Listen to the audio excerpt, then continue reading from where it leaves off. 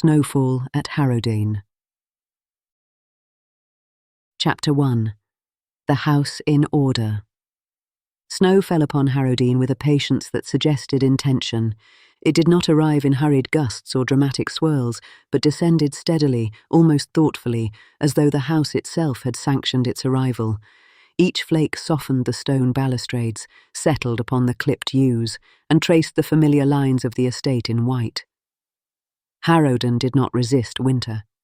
It accepted it with the same quiet endurance that marked everything within its walls.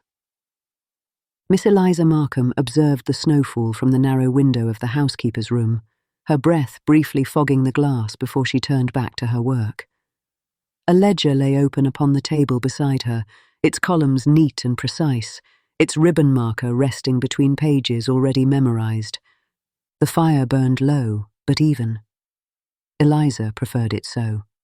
Fires, she had learned, functioned best when tended consistently rather than indulged. Christmas Eve had arrived. The house was awake well before dawn. Eliza had seen to that. She had risen while the sky was still ink-dark, wrapped herself in wool, and begun her first round of inspection before the bells of the village church marked the hour.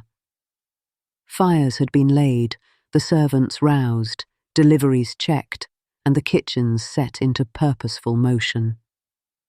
Now, as the house settled into its rhythm, she allowed herself a moment to stand still. She closed the ledger, tying its ribbon with practiced care, and placed it in the drawer beneath the table. Numbers did not trouble her. They were orderly things, obedient to logic and reason. People were more complicated, but even they responded to structure if it was applied with fairness. Lord Harrowdene trusted her. That trust had been given gradually, almost inadvertently, but once bestowed, it had never been withdrawn. Edmund Harrowdene, 7th Baron Harrowdene, remained abroad, delayed in Lisbon by ill health and unfavourable travel conditions. His letters arrived irregularly, written in a hand that wandered more than it once had, but they were filled with quiet assurance. "Do what you think best, Miss Markham," he had written in his last. "I rely upon your judgment." It was not a confidence Eliza took lightly. She left the housekeeper's room and moved through the back corridors with unhurried purpose. The servants greeted her with nods and murmured good mornings, their deference neither forced nor resentful. She corrected a misplaced tray, adjusted the timing of the pudding, reminded a footman of the revised seating for Christmas dinner. Harrowdene functioned because it was ordered. It remained ordered because she saw to it. She had not always been housekeeper. There had been a time when she had scrubbed floors alongside the other undermaids, her hands raw in winter, her presence barely remarked upon. She had learned the house from the ground up, where draughts crept in, which doors stuck in damp weather, which servants required oversight, and which merely needed trust. Responsibility had come to her not as a prize, but as a necessity. When the former housekeeper's joints failed her and retirement became unavoidable, it was Eliza who knew the accounts, the routines, the temperaments. There had been no ceremony, no announcement, only continuity. She had stepped into the role because someone had to. The sound of carriage wheels upon snow reached her just as she entered the entrance hall. Eliza stopped. The sound was unmistakable. Iron-rimmed wheels crunching against the drive, a horse snorting in protest at the cold. Visitors were not expected. The family would not gather this Christmas. Lord Harrowdene's relations were scattered and rarely inclined toward the quiet country life Harrowdene offered. The footman appeared moments later, his expression uncertain. "Miss Markham," he said, lowering his voice. "There is a gentleman at the door. He gives his name as Mr. Nathaniel Harrowdene." The name settled heavily in her thoughts. Nathaniel Harrowdene, a distant cousin. She had heard of him only in fragments, mentioned in letters, referred to occasionally by Lord Harrowdene with a mixture of dry humour and reserve. He lived in London, moved easily in society, and was said to possess a keen, practical mind. His presence here, unannounced, could not be accidental. Eliza straightened. Please show him into the small parlour, she said calmly. Ensure the fire is lit and arrange for tea. I will receive him. The footman hesitated. He asked for Lord Harrowdene.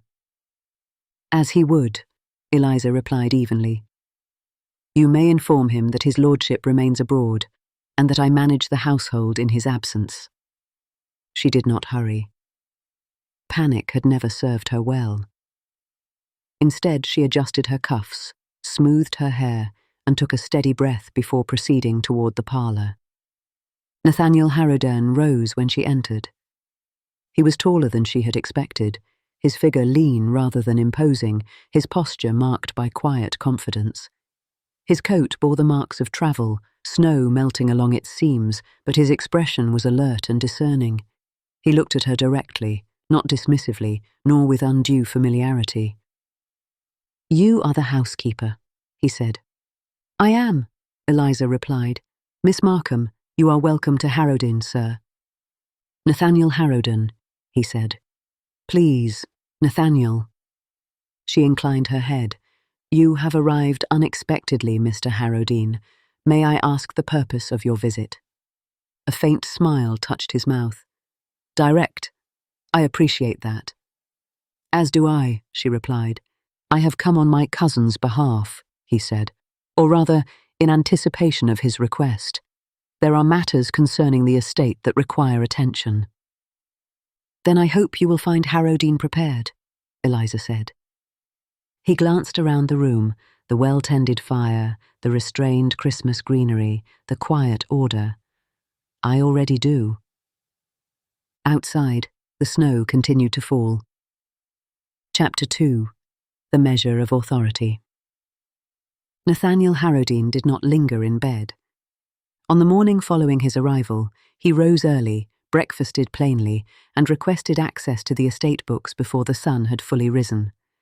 The request was delivered politely, but its implication was clear. Eliza received it without visible reaction. The ledgers are kept in the estate office, she said. I will bring them. She arranged them carefully upon the broad oak table, separating accounts by year and category. Nathaniel watched her hands, noting their confidence and lack of hesitation. You manage these yourself? He asked. I do, she replied, under Lord Harrowdene's instruction. He opened the most recent volume and scanned the entries. The handwriting was neat, economical, entirely without ornament. You write a clear hand, he observed. I was taught to value clarity. They spent the morning in careful review. Nathaniel asked questions, not accusatory but probing. Why a roof repair had been postponed. Why a tenant's rent had been reduced. Why funds had been diverted to the village school. Each time Eliza answered with reasoned explanation. The roof will last another season, she said.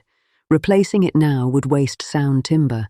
As for Mr. Collins, he lost 2 sons last winter. The reduction prevents default. And the school? Education strengthens the estate, she replied.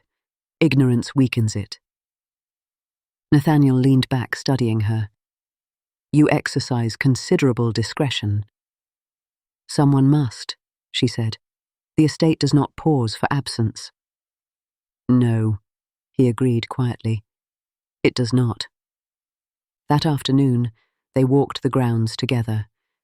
Snow lay thick upon the hedgerows, the fields resting beneath their white coverlet. Eliza spoke of drainage improvements, crop rotation, and the importance of maintaining goodwill among the tenants. Nathaniel listened more than he spoke. The tenants greeted Eliza with respect. Some nodded. Others paused to speak with her directly. Nathaniel observed the ease with which she was approached, the confidence with which she was answered. You are trusted, he said as they continued along the path. Trust is earned, she replied, and maintained. That evening, as they sat before the fire, Nathaniel asked, You were raised here, Miss Markham? Yes. Your mother served Lady Harrowdene? Yes. And your father? The pause was slight but unmistakable. "I was not raised with him," she said. Nathaniel inclined his head, sensing the boundary. Yet that night, when the household slept, he returned alone to the estate office. There, among the older ledgers stored in the lower cabinet, he noticed the anomaly. Payments, regular, discreet, and substantial, directed toward a single name across many years: tuition, clothing, medical care, Eliza Markham. Nathaniel closed the ledger slowly. The truth did not announce itself dramatically. It settled quietly, like snow. Chapter 3. The Truth Beneath the Snow. Knowledge alters perception. Nathaniel found himself watching Eliza more closely, not with suspicion, but with understanding. He noticed how she stood slightly apart during Christmas service, neither fully servant nor acknowledged family. He observed the respect afforded her and the boundaries she maintained. When he finally spoke, it was after the church bells had faded. "Walk with me," he said. They walked beneath bare branches, snow crunching beneath their boots. "I have reviewed the older records," he began. "I suspected as much," Eliza replied. "You are the daughter of the late Lord Harrowdene." "Yes." "You knew?" "I always knew." "And yet you remained in service?" "To preserve the house," she said, "and myself." "You are legitimate," he said quietly. "A private marriage," she replied, "unacknowledged. My mother died young. He did what he believed best." "And what do you believe?" Nathaniel asked. She turned to face him. "I believe I have built a life, one that is mine." Nathaniel felt the weight of choice settle heavily upon him. To reveal the truth would be just and devastating. To conceal it would preserve order and deny her claim. That night, he lay awake, torn between duty and affection. Chapter 4. What is chosen? The decision came quietly. "I will not reveal the ledgers," Nathaniel said, "not without your consent." "And if I never give it?" Eliza asked. "Then the truth remains yours." "And you?" she asked softly. "I came to secure the estate," he said. "I believe I have found its future." She studied him carefully. "Then stay," she said, "not as an inspector. Stay as a man who chooses." Nathaniel took her hand, not as a claim, but as a promise. Outside, the snow lay deep. Inside, something enduring took root. The end. Thank you, dear reader of the Regency Gazette, for joining us in another tale of love, intrigue, and whispered ballroom secrets. If today's romance delighted you, kindly bestow a like upon this video. It helps our Gazette reach more lovers of Regency storytelling. For weekly journeys into dukes, debutantes, scandals, and slow-burning devotion, please subscribe to the Gazette and tap the little bell so you are notified the moment the next story is published.